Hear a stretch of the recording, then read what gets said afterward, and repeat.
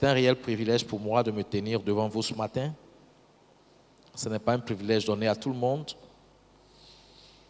Et par la grâce de Dieu, le privilège m'est accordé de me tenir devant vous ce matin.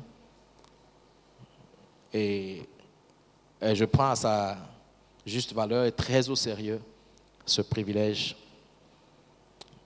Mais ce matin, nous allons parler toujours dans le sens du grand thème, du thème général, la délivrance des familles. Nous allons parler de la sorcellerie. Quelqu'un dit avec moi la sorcellerie. Alléluia. Est-ce qu'on dit bien la sorcellerie? Vous savez, quand beaucoup de gens qui ne sont pas chrétiens, même des chrétiens, quand ils entendent sorcellerie, ils entrent en brousse. Ça fait trembler beaucoup de gens. Je me rappelle que dans certaines familles, quand on dit « cette dame-là, elle est sorcière », tout le monde l'évite. Parce qu'on a toujours dans notre subconscient cette crainte-là que ces gens-là puissent nous nuire. On va parler un peu de la sorcellerie. C'est un sujet qui est très vaste. Et on n'aura pas la prétention d'évacuer le sujet, mais on va juste essayer de voir quelques aspects qui vont nous permettre en fait d'orienter les prières conséquemment pour sortir de l'influence et de tous les désastres que la sorcellerie nous a causés. Quelqu'un dit Amen. Je commence par vous raconter une histoire. Un monsieur qui a fait de très bonnes études, de brillantes études, qui a eu de très bons diplômes. Il a étudié aux États-Unis, il est rentré avec ses diplômes. Et puis, chose étrange, il cherche du travail, il n'arrive pas à avoir du travail. L'un dans l'autre, il a essayé de toucher toutes les personnes qu'il connaissait, les gens bien placés n'arrivaient pas à avoir du travail. Et puis, dans sa quête de travail, puisqu'il en cherchait, il n'en trouvait pas, il s'est retrouvé à l'église pour qu'on prie pour lui. Et c'est dans les prières que le monsieur va réaliser que la situation qu'il a traversée n'était pas simple. Parce que pendant qu'on priait pour lui, il est tombé en transe. Et puis dans la délivrance, il y a eu un certain nombre de choses qui ont été révélées. Et puis, quand il s'est levé, le même jour où on a prié pour lui, quand il est rentré, il allait dormir la nuit, il a eu un rêve. Dans le rêve, c'est comme s'il allait quelque part et il était en train de traverser une sorte de marécage. Et puis, quand il a ouvert la broussaille quelque part, il y a comme un serpent. Un serpent, c'est-à-dire qu'il s'est retrouvé face à face avec un serpent, un gros serpent. Un serpent qui, c'est-à-dire, s'est dressé. Et puis, c'est comme si le serpent a pris son appui. Donc, lui, il était mort de peur dans le songe. Mais la peur a fait que, c'est-à-dire, il n'avait pas la force de fuir. Et puis, contre toute attente, au lieu que le serpent l'attaque, puisqu'il prenait un élan, au lieu de l'attaquer, le serpent a commencé à vomir sur lui. Et ce qui est étrange, c'est qu'en vomissant, le serpent vomissait des papiers, des papiers, des papiers, des papiers. Quand il s'est réveillé le lendemain, on l'a appelé dans 4 endroits différents pour aller travailler.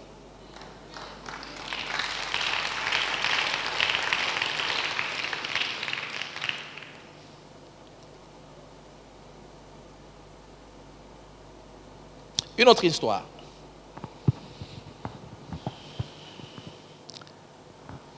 Une dame de 52 ans, belle dame, charmante dame, bien éduquée. Elle est arrivée jusqu'à l'âge de 52 ans sans être mariée. Elle a eu des expériences, pas de mariage, mais des expériences. Et puis, à cet âge-là, elle fait la rencontre de Jésus. Et puis, on commence à prier avec elle. Et puis, elle fait remarquer qu'elle n'a jamais pu se marier, tout ça, que bon, elle ne sait pas pourquoi, mais elle n'a jamais connu un homme qui lui a proposé le mariage. il y a des personnes qui pensent que c'est parce qu'elles sont belles qu'elles vont se marier. Il y en a qui pensent que parce qu'elles sont intelligentes ou bien parce qu'elles sont de bonne famille, elles vont se marier. Bon, ça c'est leur perception. Mais il y a tellement de belles femmes qui finissent seules, célibataires, qui ne se marient pas. Et donc celle-là, quand elle a connu le Seigneur et qu'on a commencé à la recevoir à la cure d'âme,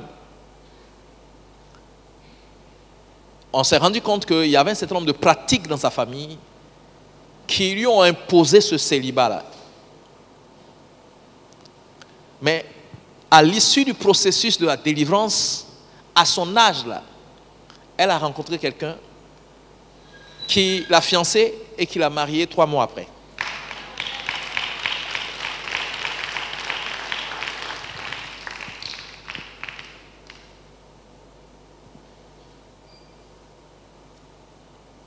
Je vais vous raconter une autre histoire. Une autre histoire. Un jour, on va prier quelque part avec une famille. On ne le savait pas. Et puis, contre toute attente, pendant la prière, dans une vision que le Seigneur montre, on voit que l'homme et certains des enfants souffrent d'une formule de drépanocytose. Et que c'est purement et simplement l'œuvre de la sorcellerie. Le Seigneur donne quelques instructions et les gens observent ces instructions, un temps de jeûne et un programme de prière à l'issue duquel, quand ils retournent faire leur test, ils sont déclarés négatifs, tous, sans exception.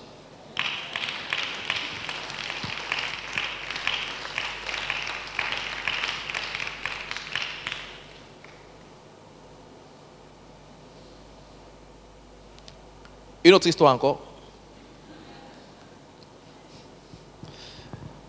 Une dame, un jour, elle se couche et puis elle a un rêve. Dans le rêve, elle partait au champ et puis, en passant quelque part, elle a heurté une branche et sans savoir, il y avait en fait un nid d'abeilles sur la branche.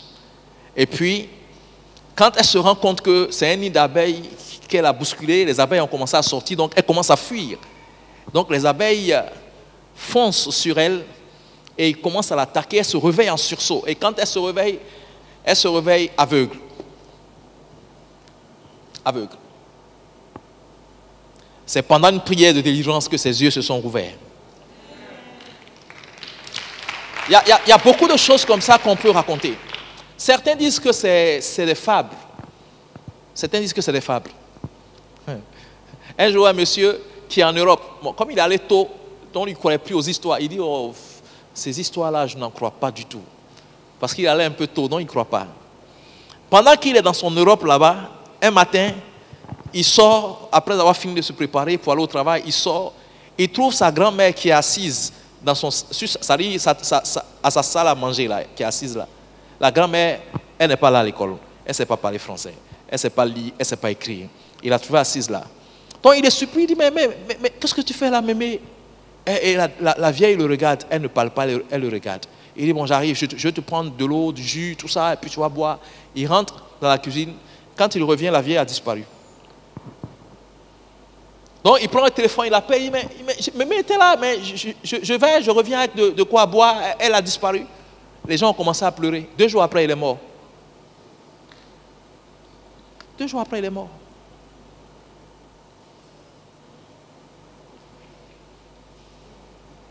Un monsieur a son père qui a vraiment réalisé beaucoup de belles choses, qui a travaillé, qui a fait beaucoup d'investissements. Et quand le père est mort accidentellement, à la suite d'une réunion de famille, c'est un des oncles du monsieur qui a récupéré tous les biens du père. Et puis, lui et ses frères se sont retrouvés en train de souffrir. En train de souffrir. À une veillée de prière, quand le Seigneur révèle que le monsieur a des droits qui sont retenus par quelqu'un d'autre et que ce n'est pas une situation régulière et que Dieu va renverser la tendance pour que les droits du monsieur lui soient restitués. Bon, quand la révélation est venue, on ne mesurait pas la portée. Et puis, la veillée finit samedi matin. Et au samedi matin, lui, il va se reposer. Quand il se réveille, on lui annonce que l'oncle qui avait les biens de son père, il a dormi, il ne s'est pas réveillé. Et donc, on convoque une réunion. Bon, les gens ont commencé à se parler entre eux, les gens, ceux qui ont une voix dans la famille. Ils ont commencé à se parler entre eux. Et puis, certains disaient, ah, on va rendre les biens des gens là. Et puis, il y a un autre oncle qui dit, non, pas question, on ne rend pas bien de quelqu'un ici. C'est moi, l'ayant droit.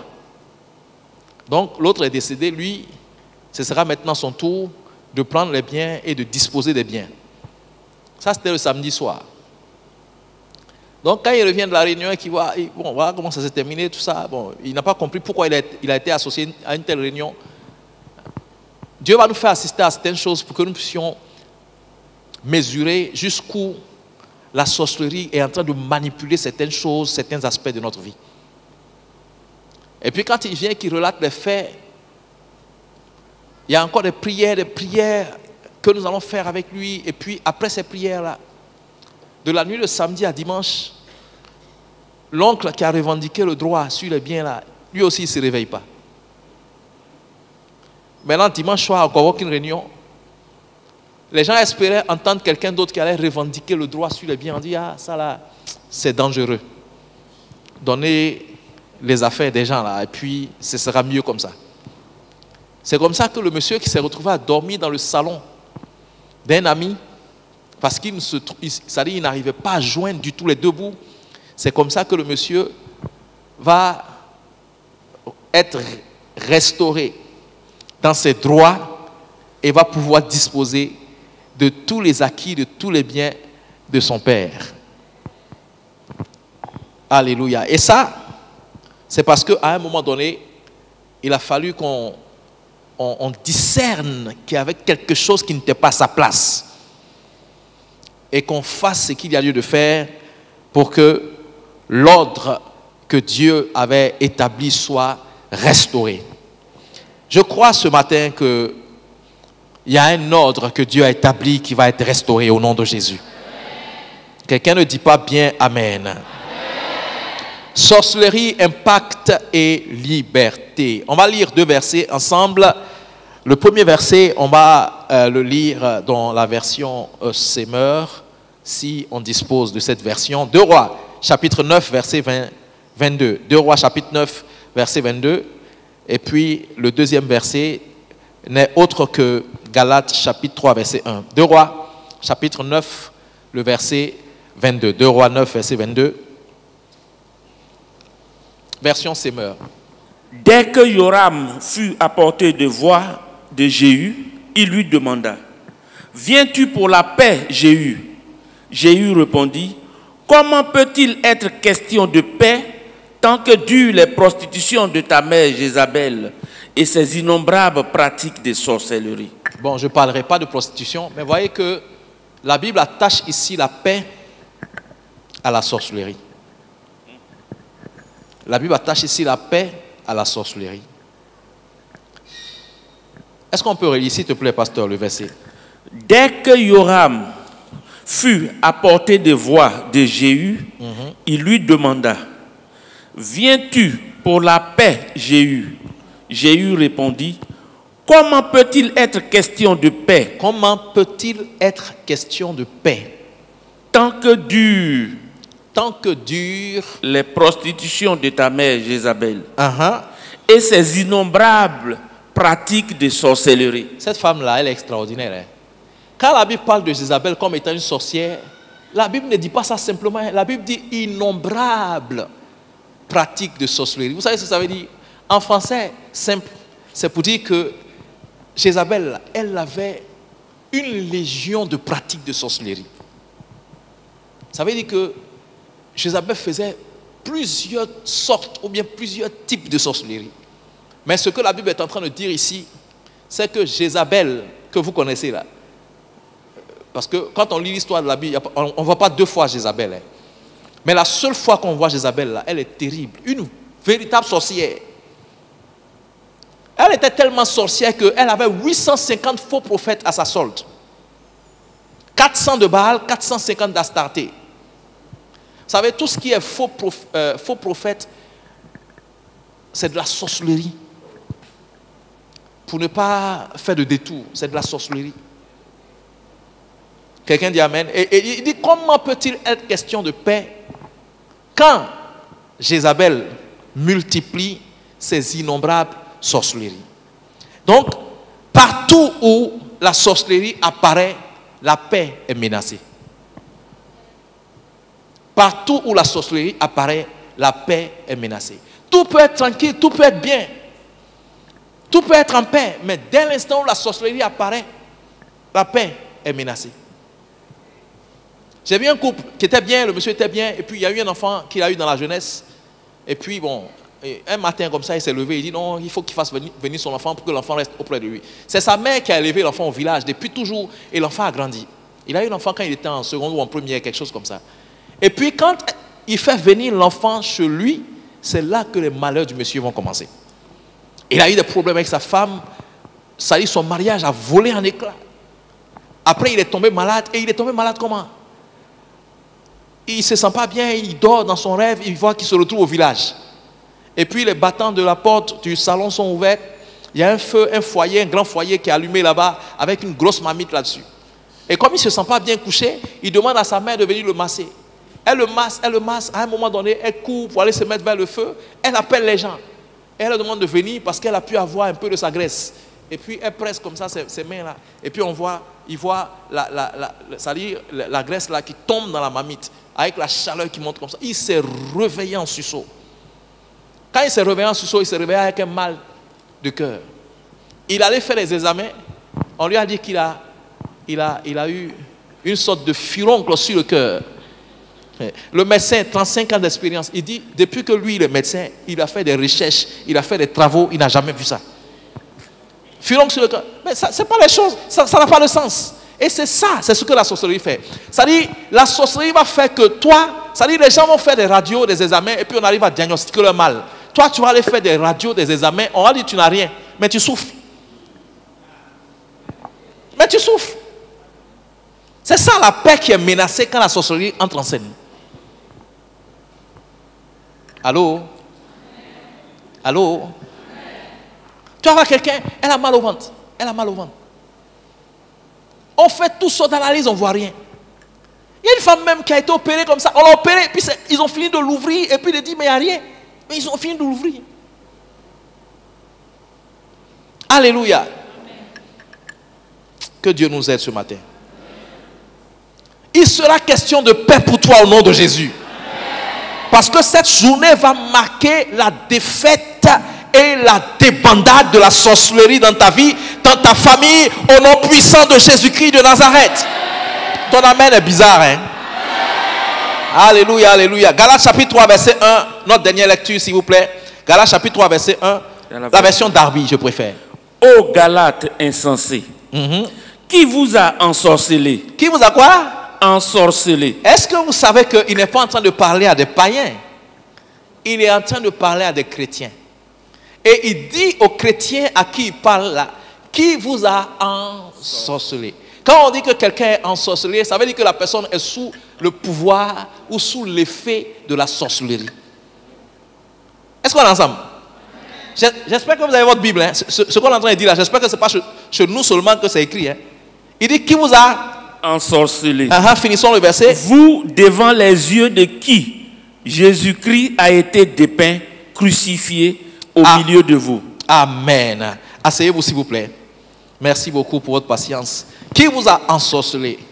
C'est une question qui m'a fait réfléchir, des jours et des jours. Comment des chrétiens peuvent être ensorcelés?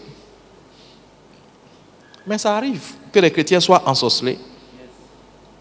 Je suis au regret de vous dire que ça arrive que des chrétiens soient ensorcelés. Ça arrive que les chrétiens soient ensorcelés.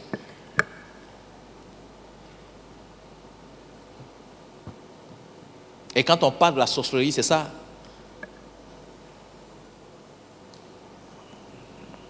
C'est là de nuire, là de manipuler, là de détruire. Vous voyez, la Bible parle des innombrables pratiques de sorcellerie de Jézabel. Ce n'est pas le sujet dont je vais parler dans ce sens-là. Mais ouais, il y a plusieurs types de sorcellerie. Il y en a même qui font croire qu'il y a de la sorcellerie positive. Vous n'avez jamais entendu ça? Je ne vais pas citer le nom de la dame. Mais un jour, il y a une famille chrétienne. Une famille chrétienne. Chrétien, c'est plutôt un mot classique. Hein. Ils sont allés prendre une féticheuse. On est ensemble? Ils sont allés prendre une féticheuse. Ils l'ont emmenée chez eux à la maison. Parce que le monsieur ne comprend pas comment ces enfants, pour qui il a payé de bonnes études en Europe et qui sont revenus, n'arrivent pas à travailler.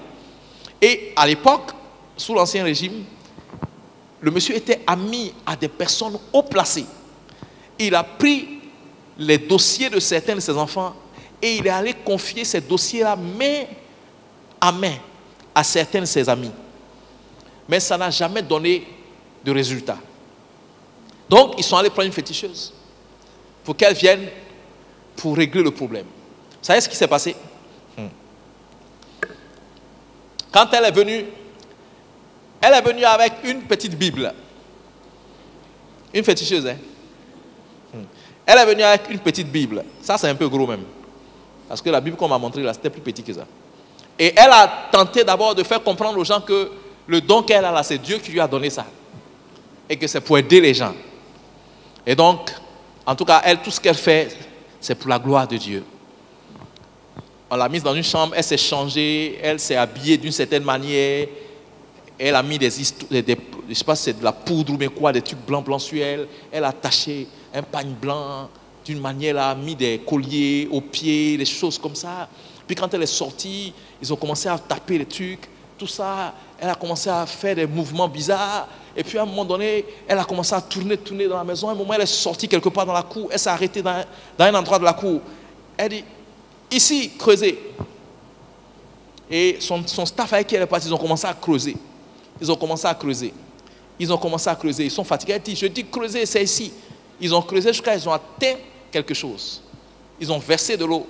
Ils ont sorti ça. Une tête de bœuf. Avec des corilles, du sang dessus, des choses comme ça. Et tout le monde dit, ouh. Elle dit, voici le problème. Ça a été enterré ici. C'est pour ça que vos enfants ne peuvent pas travailler. Et puis, la dame fidèle d'une église évangélique vivante, elle a commencé à dire, merci Seigneur. Merci Seigneur. Ah, aujourd'hui, tu nous délivres. Quand ils ont fini ça, quelques temps après, elle a un enfant qui est devenu fou. Celui même qui était le plus diplômé, là, il est devenu fou. Après ça, ils ont envoyé la dame dans leur village, hein, c'est-à-dire à la maison du village, pour aller, d'après eux-mêmes, purifier la maison.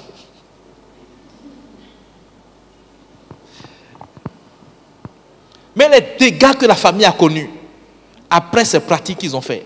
Vous savez, quand Dieu dit on ne fait pas quelque chose, n'ayez pas la prétention de penser que vous pouvez faire et puis rester impuni. C'est un piège de Satan. C'est un piège de Satan. Par exemple, quand Dieu a dit, vous ne mangez pas du fruit de l'arbre qui est au milieu du jardin. Quand le serpent est venu, qu'est-ce qu'il a dit? Il dit non, Dieu il sait que vous pouvez manger. Et puis, ils ont fini par manger. Et puis, le problème est venu de là. On a vu tout ce qui s'est passé après comme problème et tout cela et tout cela. Et donc, la sorcellerie est réelle. Les gens parlent de sorcellerie positive. C'est une façon de parler. Il n'y a pas de sorcellerie positive. La sorcellerie, là, c'est la sorcellerie. Et toute sorcellerie, quelle qu'elle soit, est mauvaise. Alléluia. Toute sorcellerie, quelle qu'elle soit, est mauvaise. C'est quoi la sorcellerie? C'est quoi la sorcellerie? On va essayer de la définir simplement. La sorcellerie, c'est tout ce qui est activité spirituelle en dehors de la personne de Jésus-Christ. Tout ce qui est activité spirituelle en dehors de la personne de Jésus-Christ. Ça veut dire quoi? On parle de sorcellerie quand quelqu'un fait des activités spirituelles en dehors de Christ. C'est de la sorcellerie. On est ensemble?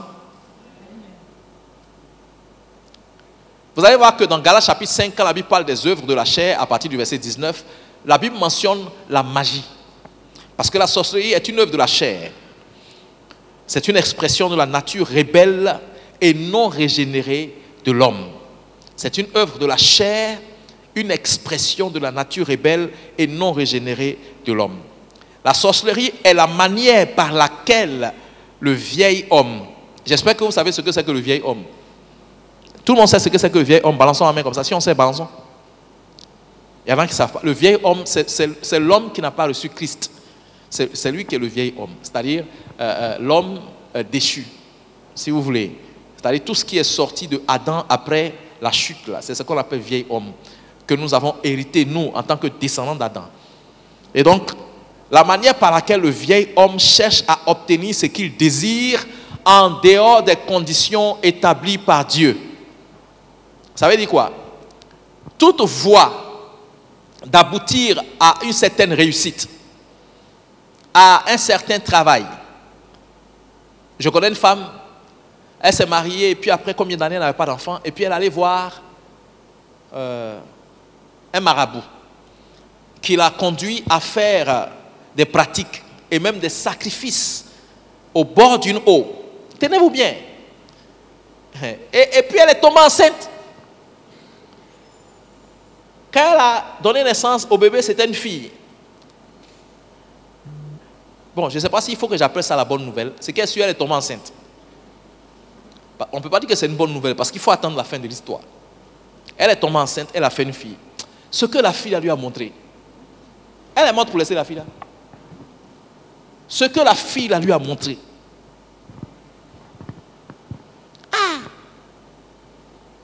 Mais les problèmes, les tourments dans lesquels la fille a mis sa maman.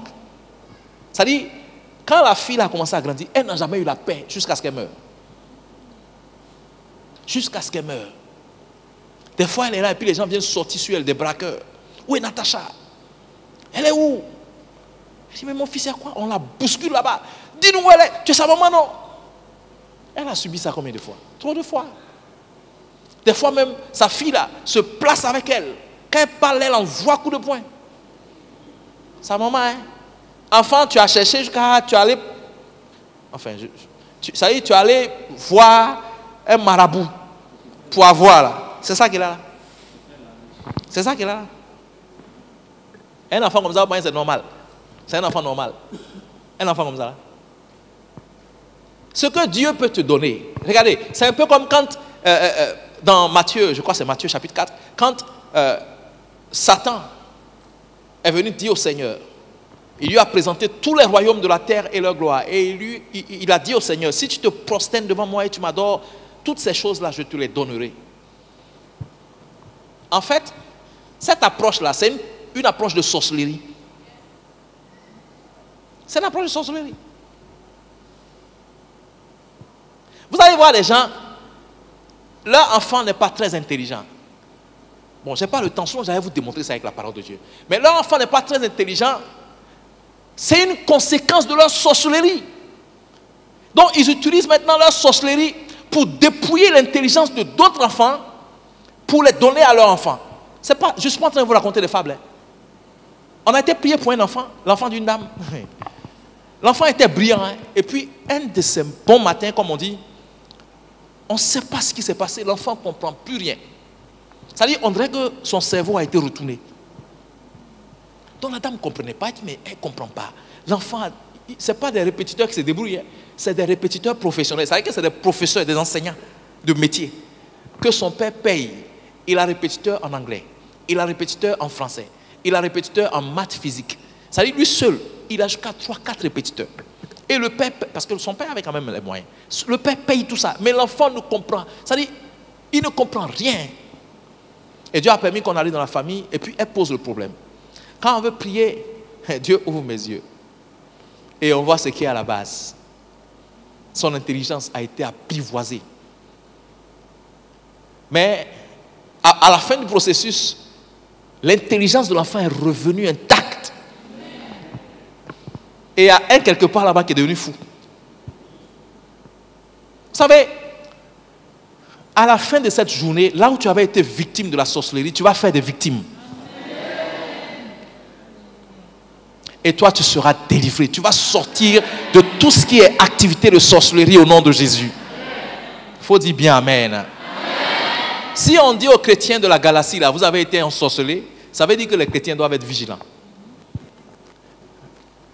La vérité, c'est que même dans l'église, nombreux sont les chrétiens qui sont ensorcelés. Nombreux sont les chrétiens qui sont ensorcelés. La manière par laquelle le vieil homme cherche à obtenir ce qu'il désire en dehors des conditions établies par Dieu. Et vous allez voir que un exemple dans la Bible qui est très très fort, c'est l'exemple du roi Saül. La Bible dit que, vous connaissez bien l'histoire, Saül devait avoir une guerre importante et il n'était pas très très confiant. Mais comme Saül a commencé à ne pas être très en phase avec Dieu, donc quand il parlait, il interrogeait Dieu, Dieu ne lui donnait pas de réponse. Donc qu'est-ce qui s'est passé? Saül, pour avoir un certain nombre de réponses, s'est détourné de Dieu, puisqu'il va vers Dieu par tous les moyens conventionnels que Dieu lui a donnés, il n'y avait pas de réponse. Donc il s'est détourné de Dieu et il est allé voir une femme qui évoque les esprits des morts. Pour que la femme, d'après sa requête, fasse revenir l'esprit de Samuel. Quelqu'un qui de son vivant, il t'a parlé, tu n'as pas écouté. C'est quand il est mort là, on va le faire revenir et puis il va te parler et puis tu vas écouter. Ça là, c'est anti-biblique même. Regardez dans l'histoire que Jésus a racontée, la parabole, l'histoire du mauvais riche et du pauvre Lazare. Lazare, le mauvais riche dit, il faut envoyer Lazare pour qu'il aille dire à mes frères que cet endroit existe. Qu'est-ce que Abraham lui a dit? Il dit, ils ont avec eux les prophètes qui les écoutent. Ce n'est pas les morts qui sont autorisés à revenir pour venir parler aux gens. Non. Non. Et il y en a là, c'est ce qu'ils attendent. Qu'un mort revienne pour leur parler. Ce n'est pas comme ça que Dieu travaille. Ils ont avec eux les prophètes qui les écoutent. Donc Dieu suscite des gens pour parler de sa part. C'est ces gens-là que nous devons écouter. On ne doit pas chercher à ce qu'un mort revienne pour l'écouter. Saül a fait ça. Et quand il a fait ça, laissez-moi vous dire, quand il a fait ça, la guerre qu'il allait faire là, c'est là-bas même il est mort. Il est mort là-bas, lui et son fils Jonathan. Après avoir fait ça. Et il y a un verset ici que j'ai relevé, 1 Chronique chapitre 10, verset 13. 1 Chronique 10, verset 13. Saül mourut parce qu'il se rendit coupable d'infidélité envers l'Éternel, dont il n'observa point la parole, et parce qu'il interrogea et consulta ceux qui évoquent les morts. La Bible donne ici les raisons de la mort de Saül. Numéro 1, l'infidélité. Numéro 2, il a interrogé et il a consulté ceux qui évoquent les esprits de mort. C'est un texte qui nous montre ici que si vous allez entrer en contact avec tout ce qui est mort, vous êtes en train de vous lier à la mort. Parce qu'en fait, les esprits de mort sont un esprit, ou c'est une catégorie d'esprits avec lesquels la sorcellerie travaille beaucoup. Oui, les esprits de mort, les esprits de nécromancie, les esprits des eaux, les esprits de nuit. La sorcellerie travaille beaucoup avec ces esprits-là. La Bible dit Saül mourut parce qu'il s'est rendu coupable d'infidélité envers Dieu et parce qu'il a interrogé, il a consulté ceux qui évoquent les esprits des morts. Il y a des gens qui ont une curiosité bizarre. Une curiosité bizarre. On dit quelqu'un lit dans la main. Oui, il faut lire pour moi. Il faut lire pour moi. On dit quelqu'un dit la bonne aventure, prend des cartes. On dit oui, il faut dire pour moi. C'est incroyable, hein? Quand on dit les détours que le vieil homme prend pour atteindre ses objectifs. Un jour, il y a des sœurs en Christ qui parlaient. Parce que leur célibat a défié leur foi. C'est-à-dire qu'elles ont cru à Dieu un temps soit peu, mais à un moment donné, leur foi a commencé à affaiblir. Le célibat a pris le dessus sur la foi. Donc il y a une qui dit aux autres, j'ai appris qu'il y a un monsieur quelque part là, il lave les femmes et puis elle trouve mari. Pourquoi on ne va pas le voir même? Allons le voir, on va voir notre mari. Il y a des gens qui sont prêts à tout pour arriver à leur fin. Hey, on va te laver pour avoir mari. D'accord? C'est dangereux, toutes ces pratiques-là. C'est dangereux. Ça ressemble exactement à ce que Saül a fait. Exactement à ce que Saül a fait. Mais la Bible dit, à ce combat, il est mort avec son fils Jonathan. Donc ça servait à quoi? Ça servait à précipiter sa mort. Tout ce qui est contact avec la mort vous qualifie pour la mort. C'est pourquoi Dieu ne veut pas qu'on ait contact avec tout ce qui est mort. C'est clairement établi dans la parole de Dieu. Mais bon, je ne vais pas trop m'attarder sur ça. La sorcellerie peut se définir également comme étant une puissance spirituelle illégitime sur laquelle s'appuie toute autorité illégitime. Une puissance spirituelle illégitime sur laquelle s'appuie toute autorité illégitime. Et il y a une histoire ici que j'ai relevée qui est assez intéressante. 1 Roi chapitre 12, verset 26. 1 Roi chapitre 12, verset 26. Puissance spirituelle illégitime sur laquelle s'appuie toute autorité illégitime. Dans un village, il y avait une vieille. Cette vieille-là, si elle n'est pas de bonne humeur, que vous rencontrez son chemin dans ce village, c'est fini pour vous. Votre sort est scellé. Vous savez que quand elle vous menace, l'histoire dit quand elle vous menace, vous dormez, vous ne vous réveillez pas. Tout le monde la connaît dans le village, donc tout le monde la craint et tout le monde évite de rencontrer son chemin. Parce qu'on ne sait jamais quand est-ce qu'elle n'est pas de bonne humeur. Mais dangereuse. Elle ne parle pas beaucoup, hein. Elle n'avait pas beaucoup de dents. Elle avait une toffe de cheveux comme ça. Vieille, mais elle ne meurt pas. Je ne suis pas en train de vous raconter une histoire drôle. Hein. C'est authentique, du vécu. Quand elle menace comme ça, les gens meurent. Elle menace comme ça, les gens meurent. Tu es dans un village, il y a un chef de village. Le chef de village a peur de toi. Toi, un citoyen du village, le chef du village. Quand on dit le chef du village, c'est l'autorité légalement établie sur le village. Mais quand l'autorité légalement établie sur le village a peur de toi, c'est que vraiment ton affaire est sérieuse. Hein? Vous savez, quand on parle de sorcellerie, un sorcier, c'est quelqu'un qui a une double identité, qui a une double nature. C'est-à-dire, c'est un homme, du point de vue apparent, physique, vous le voyez, c'est une personne, un homme comme vous et moi. Mais la différence, c'est que les sorciers ont une partie spirituelle. C'est-à-dire, pendant qu'il est homme là, il a un autre côté invisible, spirituel. Il y a des choses qu'il fait dans le monde invisible.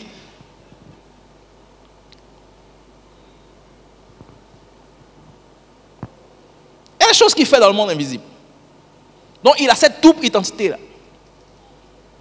Homme, mais pas un homme simple. Pas un homme simple. Et donc cette vieille dont je vous parle là, elle a menacé de tuer les gens, tuer les gens. Vous savez qu'à un moment donné, elle a voulu envoyer ça. Suis-moi ma femme. Authentique. Authentique. On était en croisade quelque part à l'intérieur. Et puis elle était bien ici. Elle voulait manger. Quand Dieu nous parle, il faut écouter. Elle voulait manger. Et puis elle entend la voix qui lui dit, laisse ta nourriture, prie. Elle est là. Elle dit non, je vais manger rapidement et puis je vais prier. Parce que prier, là, on sait quand ça commence, mais on ne sait pas vraiment quand ça finit. Donc elle a commencé à manger. La voix lui a dit, laisse ta nourriture, prie. Elle dit, et puis elle mangeait. Laisse la nourriture, prie. Elle dit, oui, j'ai déjà fini. Et puis pendant qu'elle mangeait, elle a reçu un coup dans le dos. Authentique, elle est tombée dans les assiettes là. Et commençait à se débattre. Elle a commencé à étouffer, sentir la douleur prendre tout son corps. Moi là où j'étais là-bas, là, j'étais en train de certainement recevoir les gens, puis j'ai senti quelque chose de bizarre. Donc j'ai dit aux gens, bon écoutez, moi, j'arrive. Et puis je suis sorti. J'ai cherché un endroit où il y avait le réseau pour appeler. J'appelle, à peine elle arrivait à parler. Et j'ai dit, mais qu'est-ce qui se passe? Et puis elle m'explique. J'ai dit, mais pourquoi tu n'as pas prié? Elle dit, non, je voulais manger rapidement et puis prier. Il dit, mais tu sais ce qui se passe? Et puis la voix te dit, il faut prier là. Donc j'ai laissé le programme et puis je suis rentré à Abidjan. C'était un samedi après-midi. Quand je suis rentré à Abidjan, on s'est accordé, on a commencé à prier. Dieu ouvre mes yeux. Je vois qui est derrière. J'ai fait 2 prières. Quand j'ai fini, la douleur qu'elle sentait est partie. Elle s'est retrouvée normalement. Je l'ai laissée. Et puis je suis retourné pour le programme. Le lendemain, dimanche, la nouvelle lui est venue que la vieille là est morte.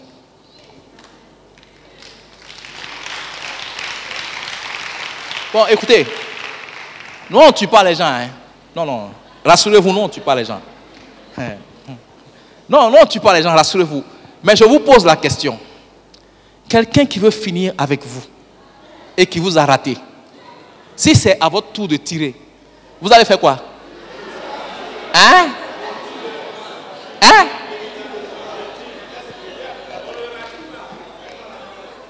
Tu as le raté? Tu as le raté? Il va s'agir de les arrêter avant qu'ils ne t'arrêtent. Oui. Il va s'agir de les arrêter avant qu'ils ne t'arrêtent. Si tu avais manipulé, là encore c'est de la manipulation. Mais tu es encore sur tes pieds. Tu as encore le souffle de vie. Tu es encore vivant, vivante. Je dis aujourd'hui, on va sceller la défaite. Mais une défaite sanglante de la sorcellerie au nom de Jésus-Christ de Nazareth. Alléluia. Une vieille, elle avait plus de 100 ans. Bon, ce n'est pas mon sujet, donc je ne vais pas développer ça. Vous savez, quand ils tuent les gens... Bon, enfin, bon, je préfère ne même pas continuer. Parce que si je continue, je serai tenté de poursuivre. Alors que ce n'est pas mon sujet. Il faut qu'on continue dans ce qu'on est en train de voir. Amen. C'est fini. On a fait ces funérailles. Vite, vite. Vite, vite. En progressant, vous allez voir comment ça se fait. En fait, il y a des circonstances où ça ne dépend pas forcément de nous. Mais les règles et les principes de la sorcellerie sont tels qu'à un moment donné, il y a deux options. Soit la personne est délivrée ou bien elle meurt. Il n'y a pas une autre alternative. Parce que si elle ne renonce pas pour laisser tomber, mais elle va payer de sa vie. Je vais vous montrer ça dans la Bible. Ça est dans la Bible, je vais vous montrer ça. Elle va payer de sa vie. Regardez, quand Moïse allait parler à Pharaon, Pharaon, c'est quand même Pharaon, c'est pas n'importe qui, Pharaon. Mais à un moment donné, avec la démonstration des 10 plaies, tout ce qu'on a vu Dieu faire en Égypte, Pharaon a semblé accepter la parole de Dieu au travers de Moïse. Mais après, il est revenu sur sa position pour rattraper le peuple et le ramener en Égypte en esclavage. Vous pensez que la sorcellerie lâche les gens comme ça? Il ne lâche pas les gens comme ça. Il ne lâche pas. C'est pourquoi quand on a la possibilité de les arrêter, il faut les arrêter. Et nous allons les arrêter aujourd'hui. Ah, tu peux croire la parole de Dieu. La sorcellerie sera arrêtée aujourd'hui. Quelqu'un me dit Amen. Puissance spirituelle illégitime sur laquelle s'appuie toute autorité illégitime. 1 Roi 12, 26 à 33, on ne va pas lire. Mais c'est l'histoire de Jéroboam. Si vous voulez, vous pouvez lire à la maison. Jéroboam était serviteur de Salomon. Quand Salomon a commencé à mal agir vis-à-vis de Dieu, Dieu a résolu de sanctionner Salomon. Et Dieu a averti Salomon que sous le règne de son fils, qui allait être roi après lui, il allait diviser le royaume et donner une partie à son serviteur Jéroboam comme sentence des mauvais agissements de Salomon. Écoutez-moi bien. Vous savez que quand Roboam est devenu roi après Salomon et qu'il a tenu son discours aux enfants d'Israël, la Bible nous dit que il est allé prendre conseil avec les conseillers de son père qui étaient des vieillards. Ils lui ont donné vraiment de sages conseils. Mais on ne sait vraiment pas ce qui s'est passé avec Roboam, ce qui a pris Roboam, comme on dit dans notre jargon. Il est allé voir ses amis, ses promotionnels, et il a demandé conseil. Des vieux qui sont habitués à conseiller le roi te parlent, tu les laisses, tu vas prendre des enfants avec qui tu as grandi, qui ne sont pas encore arrivés quelque part, et qui ne savent pas faire la différence entre leur droite et leur gauche. Et ses amis là lui ont dit, écoute, c'est toi le chef maintenant, il faut leur dire, mon père il a été tendre avec vous, mais moi je vais vous secouer. Et il a parlé durement au peuple. La Bible dit ce jour-là, Israël s'est scindé en deux. Et quand Israël s'est scindé en deux, jusqu'à 10 tribus ont décidé de quitter l'autorité de Roboam, le fils de Salomon, qui était le roi légalement et officiellement établi après Salomon. Et les 10 tribus qui ont quitté son autorité sont allées chercher Jéroboam, qui était en fuite en Égypte, et l'ont établi comme roi sur le royaume d'Israël. Parce que Roboam, le fils de Salomon, est resté roi de Juda, qui était constitué à partir de ce moment-là de 2 tribus, et il y a jusqu'à 10 tribus qui sont allées se mettre sous la responsabilité de Jéroboam. Mais ce qui est choquant, quand on regarde les textes là, vous allez voir, regardez par exemple, regardez le verset 26. Jéroboam dit en son cœur, le royaume pourrait bien maintenant retourner à la maison de David. Il était conscient que le royaume là ne lui était pas destiné. Il était conscient. Il dit, pourrait bien maintenant retourner à la maison de David. Si ce peuple monte à Jérusalem pour faire des sacrifices dans la maison de l'Éternel, le cœur de ce peuple retournera à son seigneur, à Roboam, roi de Juda, et ils me tueront et ils retourneront à Roboam, roi de Juda.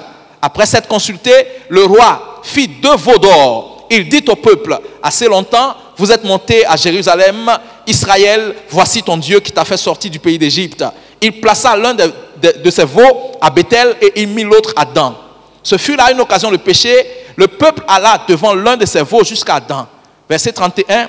Jéroboam fit une maison de haut lieu et il créa des sacrificateurs pris parmi tout le peuple et n'appartenant point au fils de Lévi. Regardez les pratiques du monsieur. Regardez ses pratiques. C'est-à-dire que lui, quand les gens vont le prendre pour le mettre comme roi sur eux là, tout ce qu'il va faire aux gens, et même ses pratiques sont des pratiques anti-Dieu. Des pratiques anti-Dieu. Parce qu'il n'était pas une autorité légitime devant Dieu. Il n'était pas une autorité légitime. C'est comme si je vous dis, Ismaël n'est pas enfant légitime.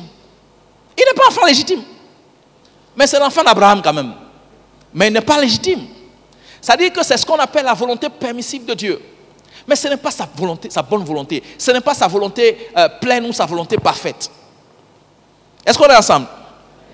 Et donc, c'est de ça que je parle. Quand je dis puissance spirituelle sur laquelle s'appuie, n'est-ce pas, toute autorité illégitime. Vous allez voir que tout ce qui exerce pouvoir ou autorité prend appui sur une puissance.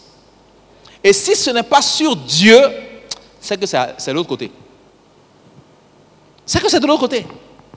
C'est pourquoi dans l'histoire et dans la civilisation, les traditions et la culture des peuples et des nations, vous allez voir que les palais n'ont jamais été des endroits simples. La tendance la plus populaire, c'est que les gens sont entourés de devins, de sorciers, de magiciens. On voit ça en Égypte. Quand Moïse est allé pour brandir la parole de Dieu, la Bible dit, Pharaon a fait venir ses magiciens.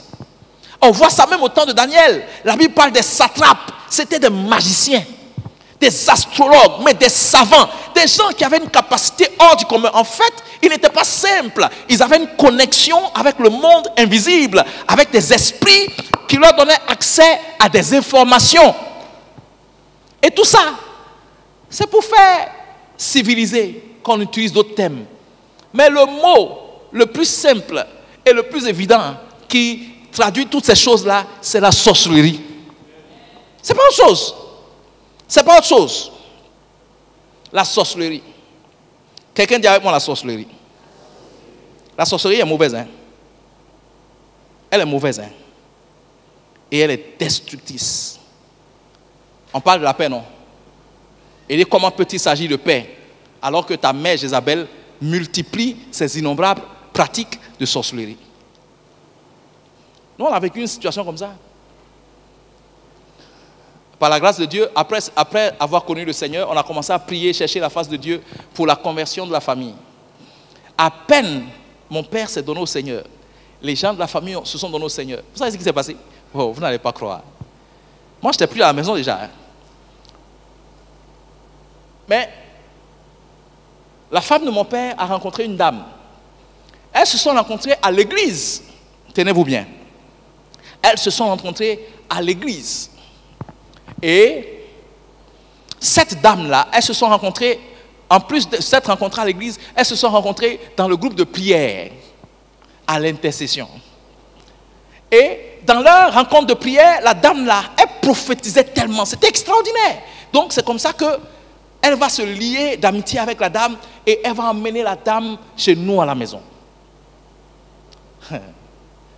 Et quand la dame vient à la maison, mais elle commence à jouer les prophètes. Moi, même je suis quelque part là-bas, je ne suis pas au courant. Hein.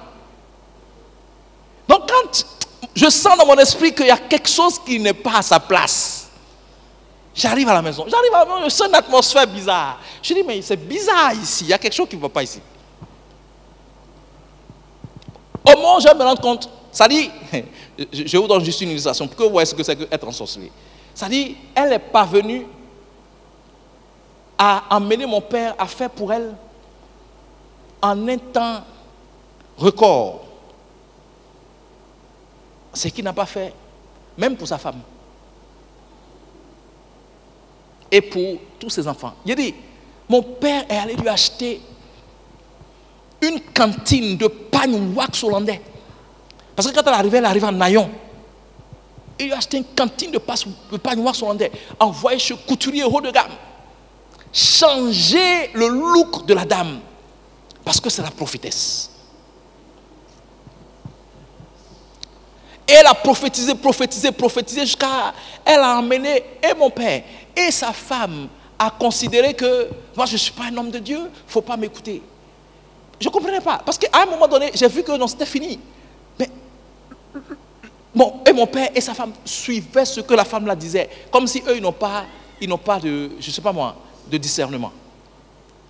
Quand j'ai constaté, mais les choses étaient graves, hein, c'était grave. Hein. La preuve, à cause de l'influence de cette femme, quand elle arrivait à la maison, vous savez que le vieux a chassé tout le monde de la maison. Ça, c'est normal, ça. Je suis en train de vous expliquer ce que la sorcellerie fait. Comment elle peut détruire, briser une famille. Et quand ça a atteint ce niveau et que j'ai constaté, j'ai dit, mais c'est pas possible. Je suis allé, j'ai tenté de parler au vieux, mais il ne comprenait plus rien. Quand j'ai constaté cela, j'ai dit, ok, non problème. Je sais comment on règle ça. Je suis rentré en jeûne. Je suis rentré en jeûne. Il était en jeûne quand on m'a appelé pour dire, il faut que tu viennes. Il dit, mais c'est pourquoi? Je ne viens pas. Hein? Moi, je suis en train de régler un problème ici. Donc, le problème, c'était à la maison là-bas. Mais moi, j'étais dans le lieu secret, en train de traiter le problème. Je n'étais pas à Abidjan. La maison familiale, c'est aux 2 plateaux. Moi, je n'étais pas à Abidjan. J'étais hors d'Abidjan, en train de traiter le problème. Mais le problème était tellement sérieusement traité que, de là où j'étais, Abidjan a commencé à sentir les effets.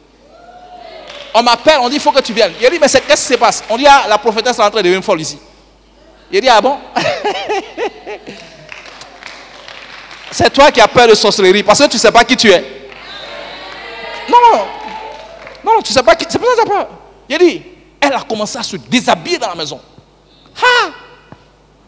Donc, le jeûne, je n'ai même pas terminé.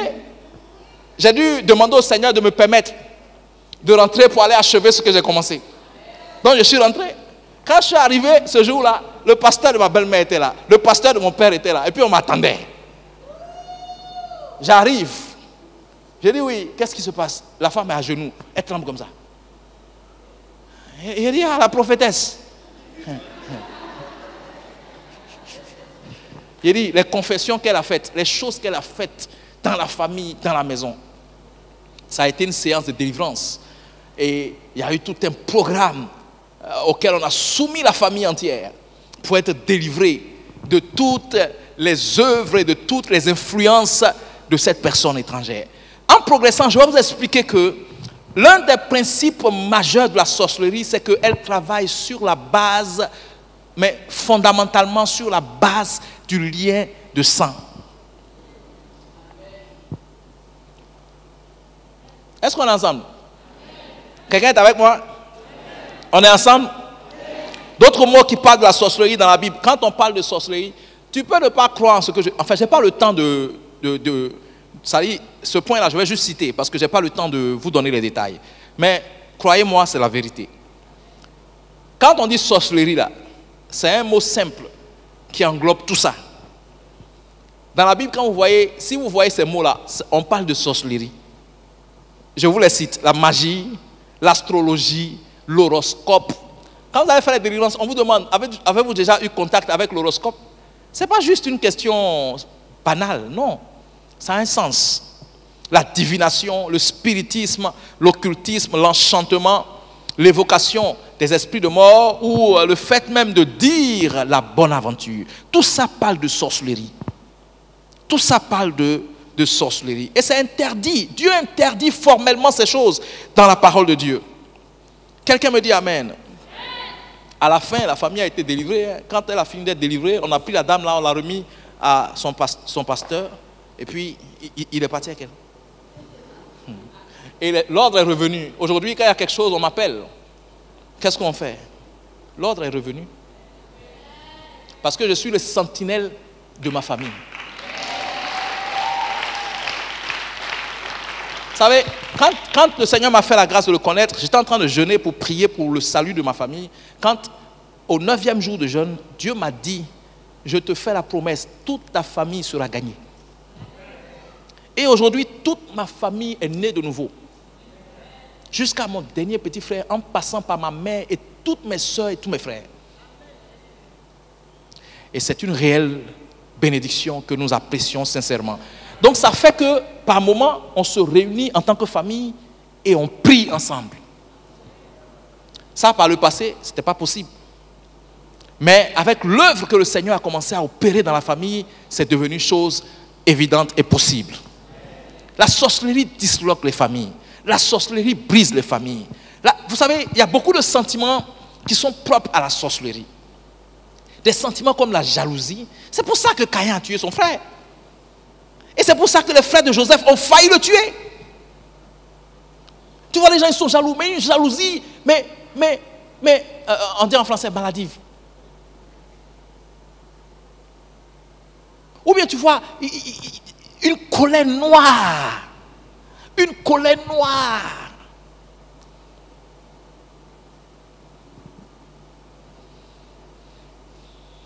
La sorcellerie, elle est ravageuse, hein? Elle est destructrice. Très, très, très, très destructrice. Elle est dangereuse. Bon, essayons d'avancer, puis on va finir. Je vais citer quelques impacts. Je ne vais pas trop m'attarder sur ça. Je vais citer quelques impacts de la sorcellerie. L'impact le plus triste, c'est la mort. Quelqu'un dit avec moi la mort.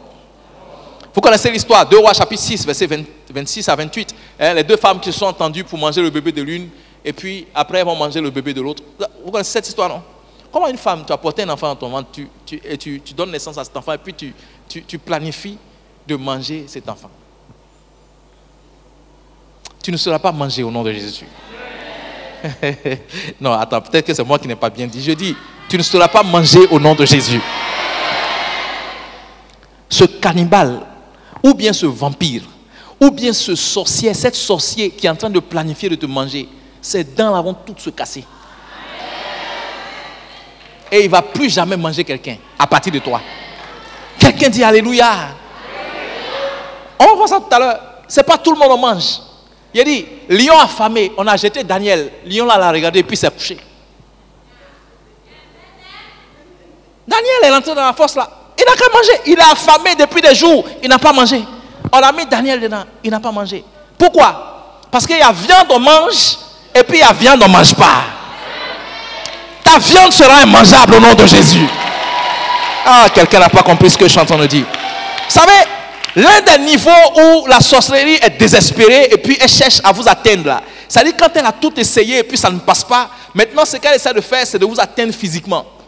Vous allez voir des assassinats, ou bien des accidents, ou bien des empoisonnements, des choses comme ça. Mais je dis, toi, tu seras hors d'atteinte. Tu seras hors d'atteinte. On va planifier un accident, tu seras dans la voiture. Si la voiture fait l'accident, tu vas t'en sortir. Je dis, tout le monde peut mourir autour de toi, mais toi, tu vas t'en sortir au nom de Jésus. Tu ne mourras pas de façon accidentelle. Tu ne mourras pas de maladie. Tu ne mourras pas de manière mystérieuse. Tu ne mourras pas de la sorcellerie. Au nom de Jésus-Christ de Nazareth, dis-moi Amen. Dis-moi bien Amen. C'est pas tout le monde on mange. Je dis, c'est pas tout le monde on mange. C'est pas tout le monde on mange. Celui qui va tenter de t'arrêter, il va rendre témoignage que toi on ne te touche pas. Oh, est-ce que quelqu'un comprend? Vous savez, nous sommes des fils d'alliance. Nous sommes dans une alliance avec le Créateur. Dieu nous défend et il défend notre cause. Quelqu'un dit Amen. S'ils avaient manipulé, ils avaient œuvré, ils avaient tenté de faire des choses, influencer, ensorceler. Je dis, ça va s'arrêter aujourd'hui au nom de Jésus. Quelqu'un dit Amen. Dis Amen bien. On voit le cas d'Abel, on voit même le cas de Naboth. Vous connaissez Naboth? C'est une des victimes de Jézabel. On parlait de Jézabel. Jézabel, elle est dangereuse. Hein? Non, allez étudier l'histoire de Jézabel. C'est une femme dangereuse. En réalité, en ce temps-là, c'est Akab qui était le roi. Mais quand vous lisez bien l'histoire, c'est Jézabel qui dirigeait le pays. Et quand on parle de l'esprit de Jézabel, ça c'est un des statuts ou un des profils de la sorcellerie, mais à outrance. Parce que c'est l'intimidation, le contrôle, la domination. Quand le grand prophète Élie, il regarde Jézabel et puis il cherche à sauver sa peau. Il faut te méfier de Jézabel. Elle est dangereuse. Jézabel, elle est dangereuse. Elle est dangereuse. Elle est dangereuse. Mais vous savez comment elle a fini? Allô, quelqu'un sait comment Jézabel a fini? La fin de Jézabel a été scellée par une parole dite par Élie. Ça veut dire quoi? Ça veut dire que quand tu as affaire à des gens comme Jézabel, tu ne dois pas te taire. Tu dois ouvrir la bouche. Mais tu dois savoir ouvrir la bouche et dire des choses qui engagent le ministère des anges. Des choses qui engagent la main de Dieu. Des choses qui font intervenir le feu. Ça, ce sera ce soir à 17h. Il dit, attends, quand on va arriver un peu plus loin, je vais vous dire ce qui va se passer ce soir. Frère, il ne faut pas te faire la compte. Toutes les prières ne se ressemblent pas. Hein. Ne vous méprenez pas. Toutes les prières ne se ressemblent pas. Vous pouvez dire 100 fois merci Seigneur, et puis ça n'a pas la même connotation. Toutes les prières ne se ressemblent pas. C'est pourquoi la prière est une activité dynamique que nous devons mener au quotidien. Quand Dieu établit les choses comme ça, ce n'est pas pour nous embarrasser. C'est parce que Dieu connaît la valeur de la prière. Vous savez, la prière, tout comme le sacrifice, sont l'une des rares choses que nous pouvons envoyer dans le futur. Je m'explique. Ça veut dire quoi? Vous pouvez être aujourd'hui le 8 août 2021, mais vous pouvez dire des prières, mais des prières inspirées, prophétiques, qui vont aller vous attendre dans 3 ans, dans 4 ans, dans 5 ans, à un carrefour où il y a un piège que Satan a placé qui vous attend. Oh my God. Mais la prière qui a été formulée, inspirée par Dieu, mais qui est prophétique, va commencer à désactiver les pièges et va commencer à dégager le chemin. C'est pourquoi il ne faut pas se faire le luxe de manquer de tel rendez-vous. J'ai dit, on va aller dans le futur. Et là où Satan nous attend dans l'avenir, on va le dévancer, on va désactiver tous ces pièges. La mort. Vous savez, en principe, quand on lit Ecclésiaste 12, verset 6, la Bible dit que quand l'homme meurt, ce que la Bible appelle le cordon d'argent se détache. N'est-ce pas? Bon, je sais pas. En fait, le cordon d'argent, je ne sais pas comment je vais vous expliquer ça. Bon, souffrez que je ne parle pas de ça, hein. On n'a pas beaucoup de temps. Le cordon, en principe, quand tu meurs, là, d'une mort normale, naturelle, il y a quelque chose que la Bible appelle le cordon d'argent. La Bible dit il se détache. Ecclésiaste chapitre 12, verset 6. Mais quand on lit Ésaïe chapitre 38, le verset 12, le roi Ézéchias dit, le fil de sa vie, c'est toujours pour parler du cordon d'argent, a failli être coupé. Quand le prophète allait lui annoncer qu'il allait mourir, il fallait qu'il donne des ordres à sa maison. En réalité, ce n'était pas la volonté de Dieu que le gars meure. La preuve, il n'est pas mort. Mais Ézéchias a été un homme averti et il a su prier. Vous voyez ce que la prière fait? Là où il devait mourir, il a su prier. Et on lui a restitué les jours qui ont failli lui être volés. Il y a des gens qui ne prennent pas la prière au sérieux. Il y en a qui ne prennent pas la prière au sérieux. On lui a restitué les jours qui ont failli lui être volés. Parce qu'il a prié. Vous voyez? Donc, en fait, quand la sorcellerie intervient pour vous arrêter de manière prématurée, précoce, le cordon d'argent, il est coupé. Il ne se détache pas. On le coupe. Ça dit que tu quittes le monde avant ton heure. Tu quittes le monde avant le temps. Et ça, c'est l'une des tristes choses qui puissent arriver à quelqu'un, de se croire un enfant de Dieu. Une des tristes choses qui puissent lui arriver. C'est un peu comme Abel. Regardez un gars comme Abel. Un monsieur innocent comme ça. Il est mort comme ça, cadeau.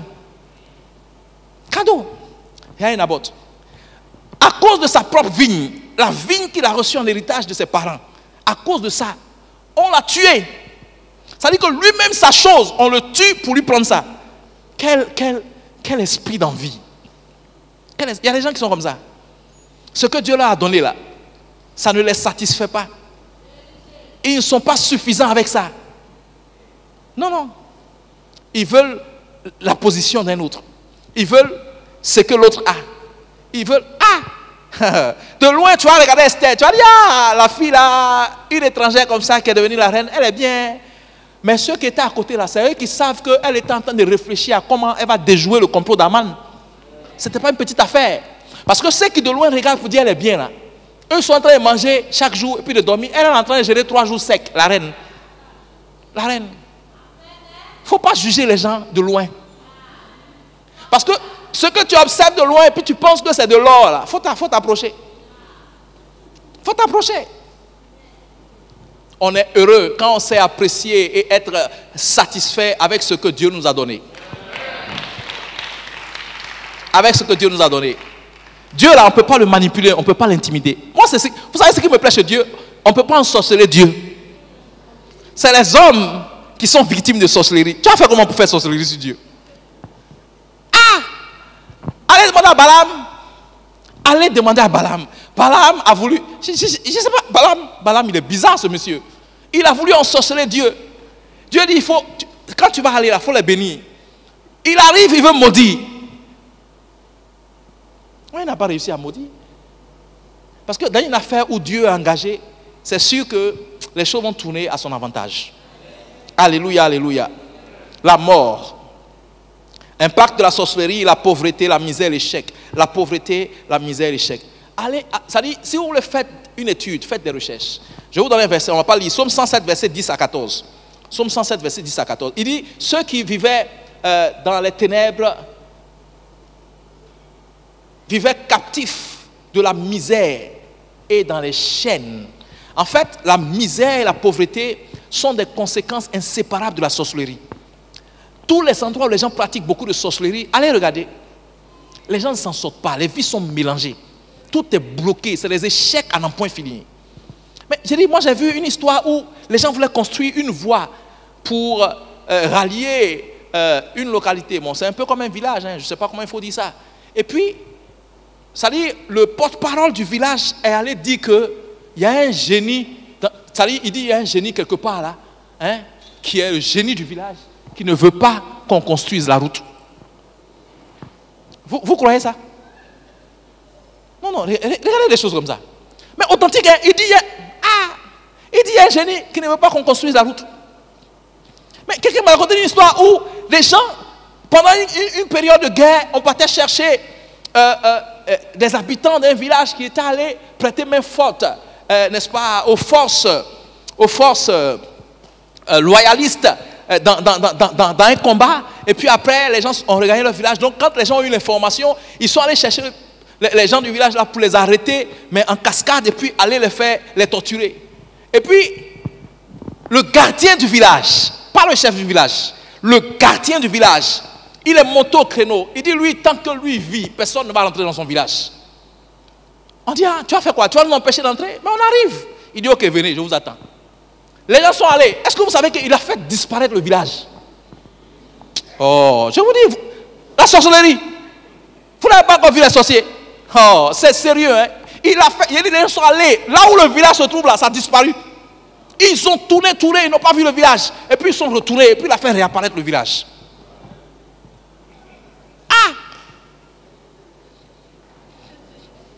Et c'est pour tout ça que, dans bien de contrées en Afrique, mais la souffrance, la pauvreté, la misère fatigue nos familles et nos peuples. Regardez un pays comme l'Haïti. Si on vous explique la cartographie spirituelle de ce pays-là, vous allez comprendre pourquoi il souffre comme ça. C'est pas simple. C'est pas simple. C'est pourquoi tous les pays qui ont connu le développement, la plupart ont été des pays qui ont connu à un moment donné le réveil. Les gens ont dû monter par la puissance de Dieu pour faire reculer les ténèbres, pour faire reculer la sorcellerie, pour imposer le règne de Dieu, pour que la lumière commence à briller et que le développement commence à s'imposer. La sorcellerie entraîne la souffrance, l'échec et incroyablement la pauvreté. La pauvreté, je vous dis, la pauvreté. La pauvreté. Mais regardez les familles où il y a la sorcellerie à outrance là. Tu vois, personne ne s'en sort. Comment une famille qui est normale? Il n'y a pas quelqu'un qui s'en sort dans la famille. Il y a de quoi s'inquiéter. Alléluia. Alléluia. Impact de la sorcellerie, les malédictions et les sorts. Bon, enfin, permettez que je passe un peu sur ça. Les malédictions et les sorts. Hein, on le voit avec Balaam. Balaam qui a voulu... Ça, c'est de la sorcellerie. La Bible parle de ça en Jude. Ce qu'il a fait ici, là, ce n'est pas un ministère prophétique. Mais il a tenté de faire la sorcellerie. Et puis, ça n'est pas passé. Parce que sorcellerie, là, ça ne marche pas avec tout le monde. La bonne nouvelle, c'est que ça ne marche pas avec tout le monde. Et si ça va marcher par le passé avec toi, ça va s'arrêter aujourd'hui au nom de Jésus. Regarde, ne donne pas force à la sorcellerie. Ne donne pas pouvoir à la sorcellerie. Parce que toi, tu es au-dessus de la sorcellerie. Quelqu'un dit Amen. la malédiction les sort. Vous savez, une des choses qui caractérise les sorciers, c'est que c'est des gens qui ont la gâchette facile.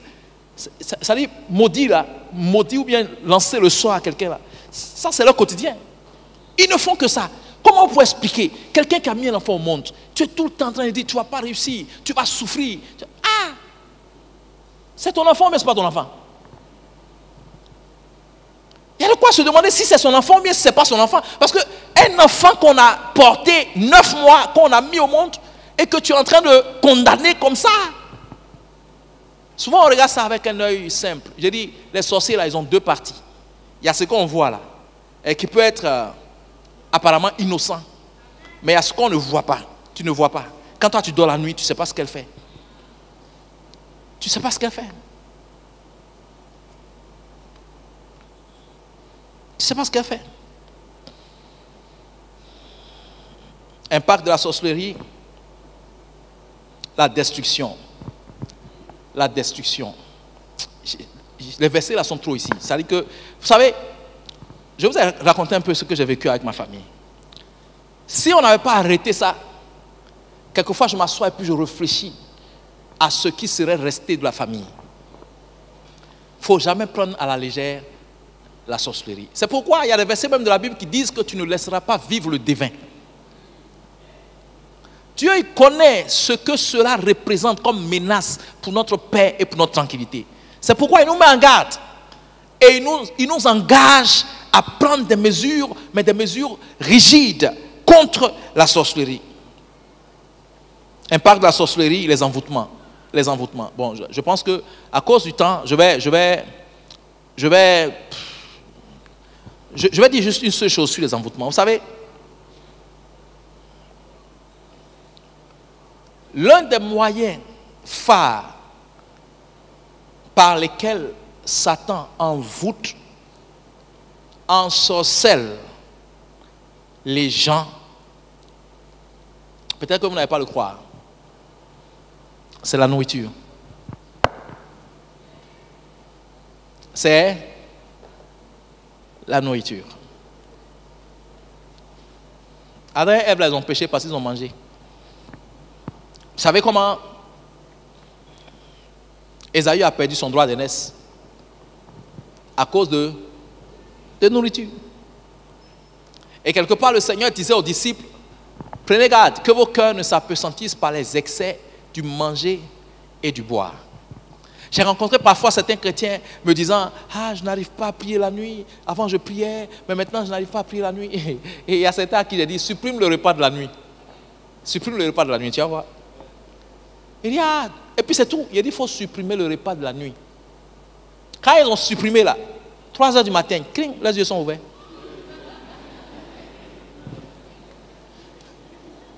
Ah, mais pourquoi est-ce que quand on jeûne, on n'arrive pas à dormir?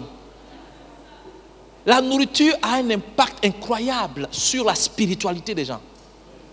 C'est pourquoi vous allez voir que les mystiques et les occultistes ont une alimentation particulière. Les ouins, eux également, ils font attention à leur alimentation. Tu ne peux pas te permettre de manger n'importe comment et n'importe quoi. Il dit un jour, on allait à un mariage chez Thérèse Ufo-Boigny. Buffet, service libre. Chez Thérèse Ufo-Boigny, dans sa maison quelque part à la Golfe là. Service libre. Il dit quand on a lancé, on a donné l'ouverture du buffet, j'ai dû tirer ma femme pour ne pas qu'on la bouscule et puis qu'elle tombe. J'ai dit des gens qui étaient habillés, mais on dirait des princes.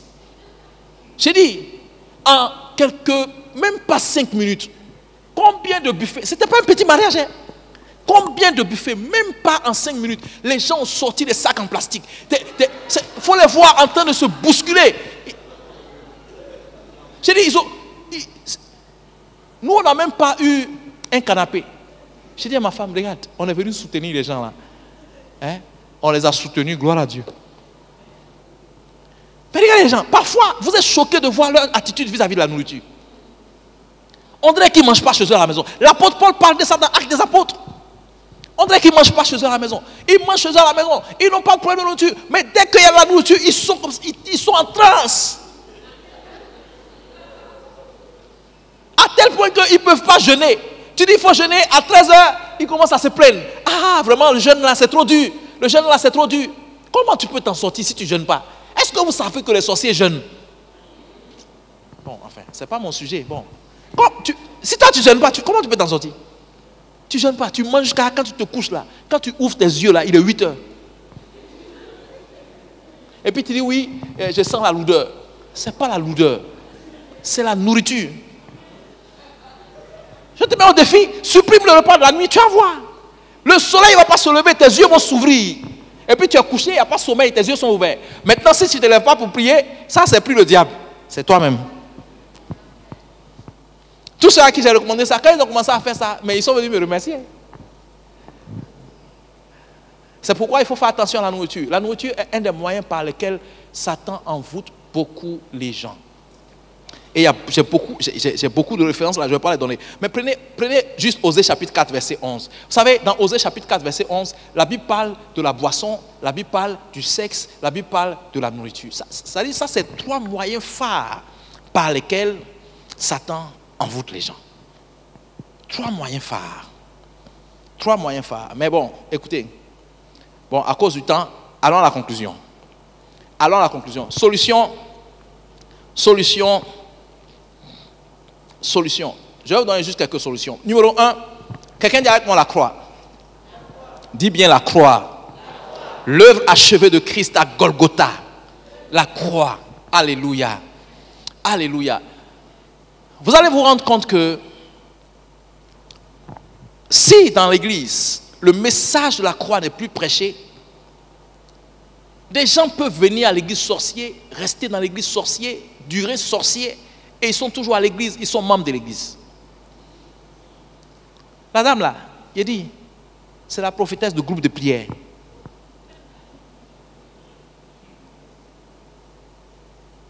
Parce que le message de la croix est un message qui dépouille l'homme. En fait, si vous voulez, le message de la croix, c'est un message pour amener les gens à mourir. Et ça, c'est comme ça qu'on traite la sorcellerie. Ouais, quand on parle du message de la croix, il y a 2 aspects. Il y a l'aspect, j'allais dire, du renoncement. C'est-à-dire que quand tu acceptes le message de la croix, tu dois renoncer à ta vie passée. Tu dois renoncer au moi. Donc la croix, vous voyez, l'apôtre Paul dit, j'ai été crucifié avec Christ. La croix, c'est là où Christ a jugé la chair, a vaincu la chair et le péché dans la chair.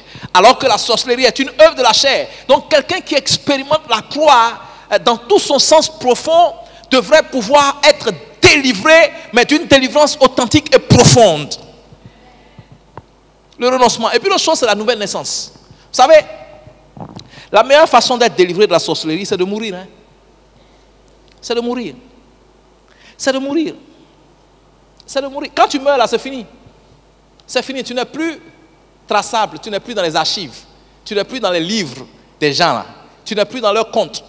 Tu n'es plus dans leur... comment je peux dire ça encore? Enfin, tu ne fais plus partie de leur calcul. Alléluia. Donc la croix, c'est vraiment important. C'est vraiment, vraiment important. Et c'est pourquoi c'est un message, vous voyez, c'est ce qui nous donne accès à la vie en Dieu. Le commencement de la foi chrétienne, c'est ça, hein? C'est la croix. La vie chrétienne, là, son commencement, c'est la croix. C'est là que tout commence. C'est là que tout commence. Donc en fait, si vous voulez, une personne qui veut commencer à marcher avec Dieu, le premier message qu'on doit véritablement lui prêcher, c'est celui de la croix. C'est celui de la croix. Parce que qu'est-ce que tu dois croire? Tu dois croire Jésus-Christ crucifié, mort, crucifié, ressuscité d'entre les morts. C'est ce que tu dois croire pour être sauvé. Quelqu'un dit Amen. Quelqu'un dit Amen. Et je ne vais pas trop m'attarder sur ça à cause du temps. Deuxième solution, comment triompher, comment sortir de la sorcellerie, c'est la délivrance. Quelqu'un dit avec moi la délivrance. Il y a des gens, vous savez, il y a des gens qui sont sorciers à 40%. On peut évaluer un pourcentage. Mais un sorcier, pour qu'il soit libéré de la sorcellerie, il faut qu'on le délivre. Les histoires de on va t'enseigner, ça ne suffit pas. C'est pourquoi les séances d'écoute qui ont été initiées sont extrêmement importantes. Il y a des gens qui sont sorciers de façon inconsciente. Il y a des gens qui sont sorciers de manière consciente. C'est-à-dire, il sait qu'il est sorcier, elle sait qu'elle est sorcière et puis elle est dedans. Mais il y en a qui ne savent pas. Satan les manipule, les utilise pour arriver à certaines fins. Donc c'est inconsciemment qu'ils font un certain nombre de choses, mais sans véritablement mesurer la portée de ce qu'ils font. C'est pourquoi on parle de délivrance. Dans Actes chapitre 16, à partir du verset 16, la Bible parle de cette femme-là. Cette femme-là qui avait un esprit de python et qui exerçait la divination et qui générait du profit à ses maîtres. Et la Bible dit qu'elle a suivi Paul et Silas pendant un moment, et jusqu'à ce que Paul commence à être fatigué de ces histoires, et il a délivré la femme. C'est dans ce texte-là que vous voyez ce qu'on appelle une confrérie. Parce que quand il a chassé l'esprit de la femme là, mais regardez tout ce qui s'est passé après. Ils se sont retrouvés en prison, tout ça. Parce que derrière la femme, il y avait toute une confrérie. Toute une confrérie, la délivrance. Et en matière de délivrance, le domaine de la sorcellerie est un domaine où tu ne peux pas dire, bon, je sens qu'il y a des histoires de sorcellerie dans ma vie, bon, je vais me délivrer. Je crois en l'autodélivrance pour certains aspects, pour certains domaines de la vie.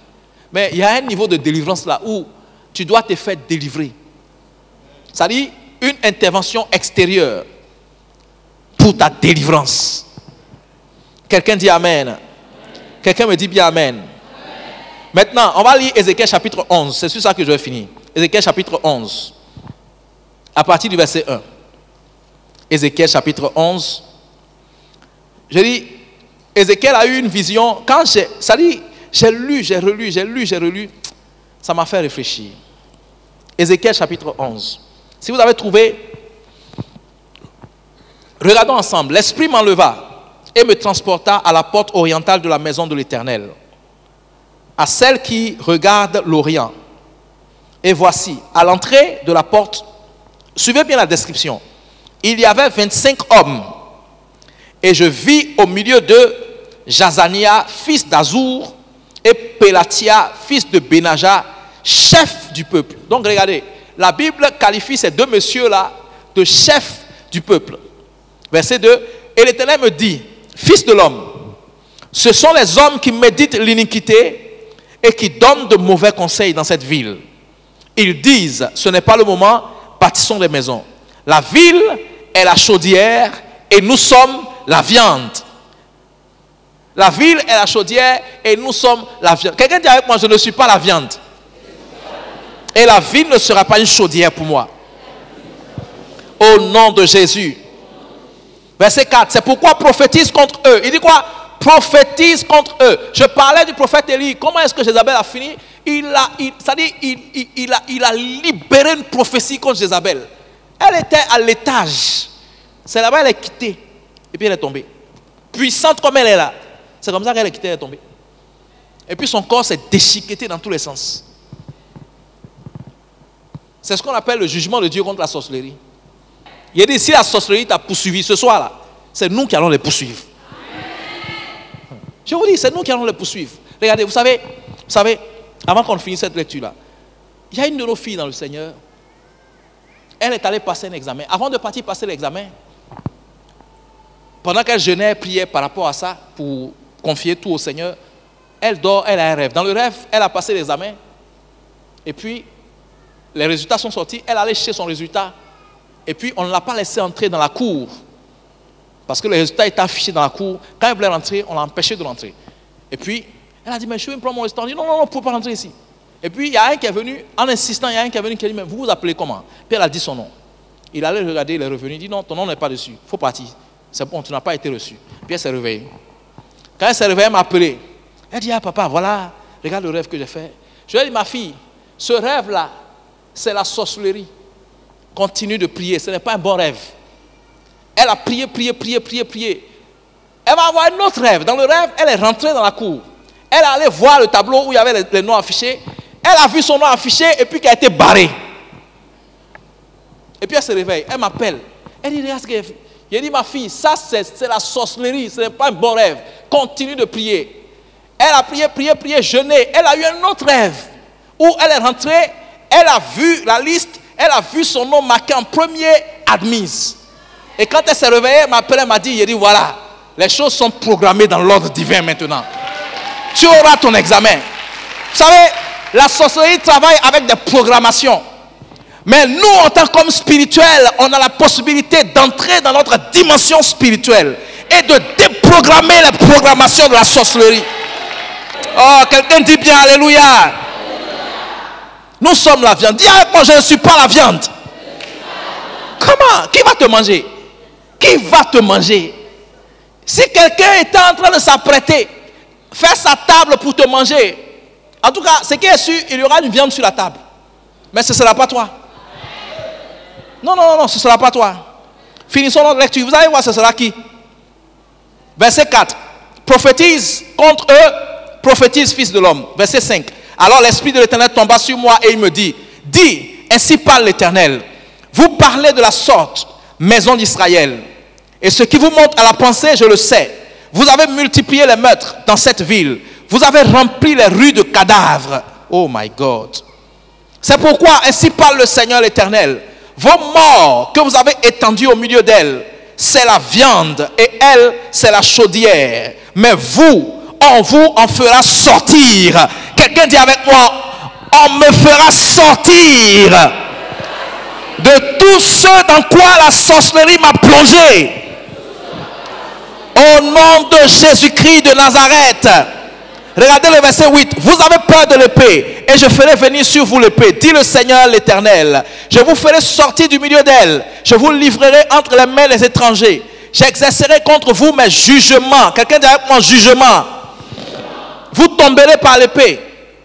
Je vous jugerai sur la frontière d'Israël et vous saurez que je suis l'Éternel. La ville ne sera pas pour vous une chaudière. La ville ne sera pas pour vous une chaudière. Et vous ne serez pas la viande au milieu d'elle. Quelqu'un dit avec moi, la ville ne sera pas pour moi une chaudière.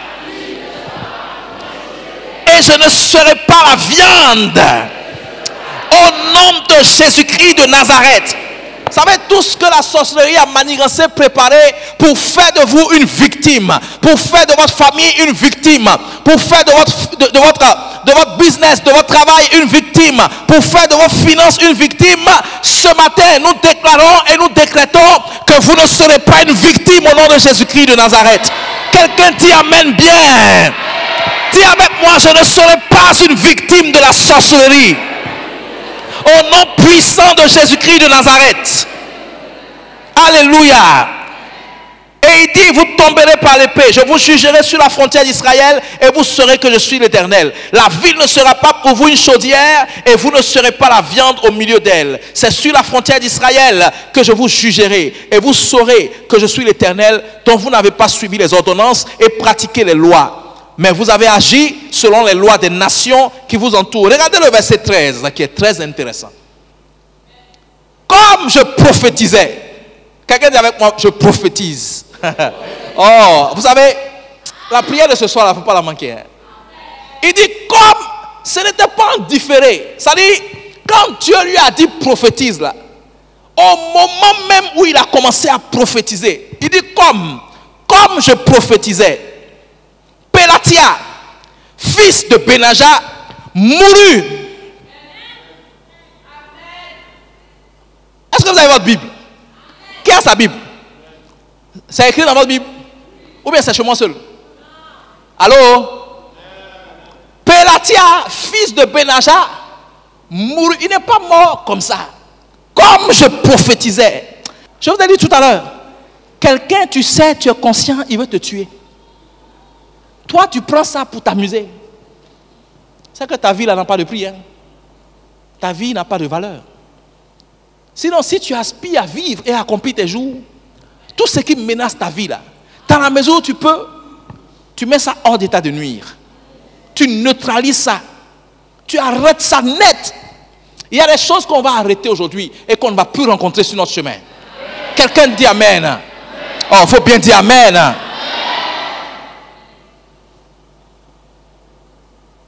Je tombais sur ma face, je m'écriais à haute voix. Ah, Seigneur, anéantiras-tu ce qui reste d'Israël? Verset 14. Et la parole de l'Éternel me fut adressée en ces mots. Fils de l'homme, regardez ce que Dieu dit. Fils de l'homme, ce sont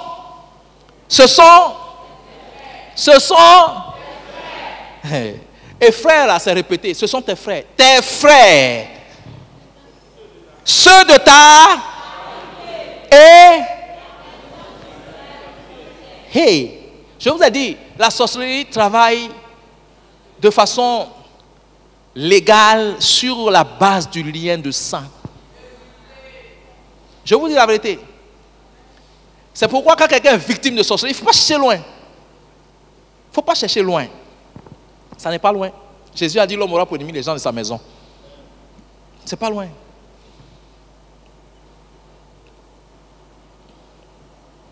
Vous comprenez? C'est la raison pour laquelle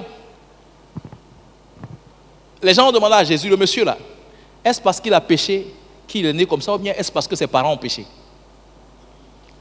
Parce que dans la tradition des Juifs, la situation que tu vis, si tu n'en es pas l'auteur, ce sont tes parents qui sont les auteurs. Vous comprenez? Et donc, la loi est ainsi établie. Quand vous lisez Jean chapitre 1, le verset 11, là où la Bible dit « À ceux qui ont reçu la parole, à ceux qui croient en son nom, elle a donné le droit de devenir enfants de Dieu. » Regardez la précision qui est faite après ça. Lesquels sont nés? Non du sang, non de la chair, non de la volonté de l'homme. Ces trois naissances-là a trait à la naissance physique et naturelle. Pourquoi il dit que quand on devient enfant de Dieu, on n'est pas né de ces trois naissances-là? Parce qu'en fait, ça pose problème. Le sang, la chair, la volonté de l'homme, ça pose problème. Oui, ça pose problème. La Bible dit, quand on est de nouveau, on est né de Dieu. Et l'apôtre Jean, dans 1 Jean, il dit, nous recevons la semence de Dieu en nous. Donc, ce qui pose problème là, c'est le sang. Et la sorcellerie cherche sur le sang. Regardez, il dit, ceux de ta parenté, tes frères.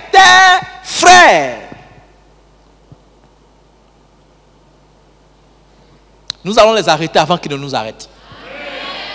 En tout cas, il y a des choses qui vont s'arrêter avant qu'ils ne m'arrêtent. Quelqu'un dit Alléluia. Est-ce que tu es prêt à arrêter tout ce qui a mandat ou tout ce qui a intention de t'arrêter? Quand vous voyez les gens bien, et puis un matin, le gars, il est ivrogne. Il est ivrogne. Un ivrogne sérieux, hein? Ça dit ivrogne. Et puis on pense que c'est simple. On avait fait un jour un programme dans un village. Il y a un monsieur qui est venu comme ça. Il dit, ça dit, il tombe, il traîne dans les rues. Il boit jusqu'à il ne se retrouve pas. Mais quand je l'ai vu comme ça, Dieu a ouvert mes yeux. Mais ça dit, ce que la sorcellerie est en train de faire au monsieur, c'est pas bon. Hein? Mais après la prière, c'est fini. Ivrognerie, tout ça, tout a disparu. Et puis les gens disent, mais comment ça s'est passé? Il dit, mais tu ne seras plus la victime de la sorcellerie. Tu ne seras plus la victime de la sorcellerie. Elle ravage et détruit. N'oubliez pas, Jésus a dit, le voleur ne vient que pour dérober, égorger, tuer. Mais le Fils de l'homme est venu afin que les brebis aient la vie et qu'elles soient dans l'abondance. Dis-moi bien Amen. Oh, je prophétise et je déclare ce matin sur toi que tu ne seras pas une victime au nom de Jésus. Ta famille ne sera plus une victime au nom de Jésus. Dieu te donne pleinement l'autorité, le pouvoir d'arrêter tout ce qui a tenté de te faire ombrage au nom puissant de Jésus-Christ de Nazareth.